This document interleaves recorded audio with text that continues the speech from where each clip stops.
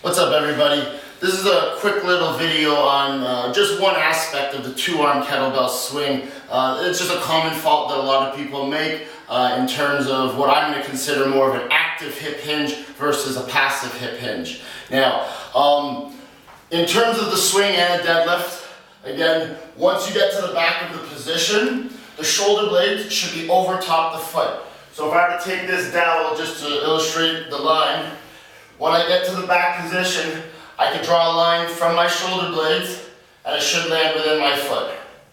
Okay?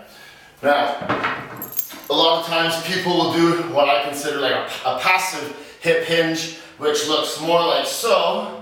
And yes, to the eye, it looks very similar. My back is straight. I do feel a pull in my hamstrings, but you can see my center of mass is a lot closer to my low back than it is into my bum and my hips and whatnot. So you can see my shoulder blades too, right in front of my base of support on my feet. So I'll do a few deadlifts with an active hip hinge and a few deadlifts with a passive hip hinge. And then I'll do some swings, because again, the swing is just a dynamic or a super fast version of the deadlift. So here's my deadlift.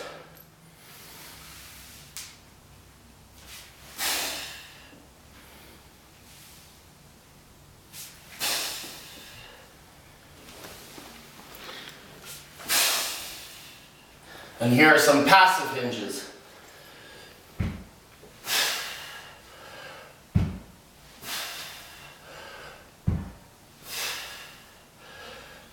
Okay, now again, doing a passive hinge, I'm not saying it's necessarily wrong. If you're purposely trying to stress the low back more, then go for it if it's a correct progression into it. But the majority of the clientele that we have, the general population, need to learn how to actively load up their glutes and their hamstrings, which I'm sure most of you are aware of, but I'm just showing you in this video to show how much more active we can make this posterior chain loading.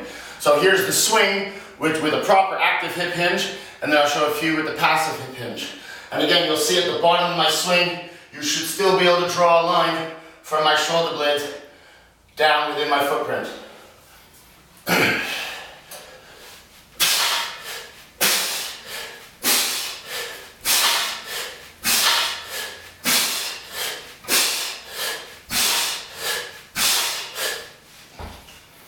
And now I'll do a few with a little bit more of a passive swing, or a passive hip hinge.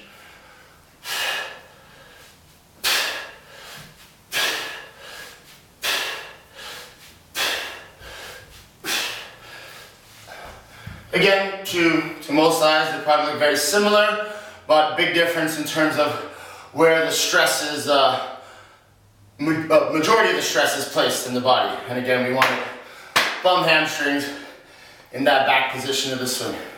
Thank you very much, guys.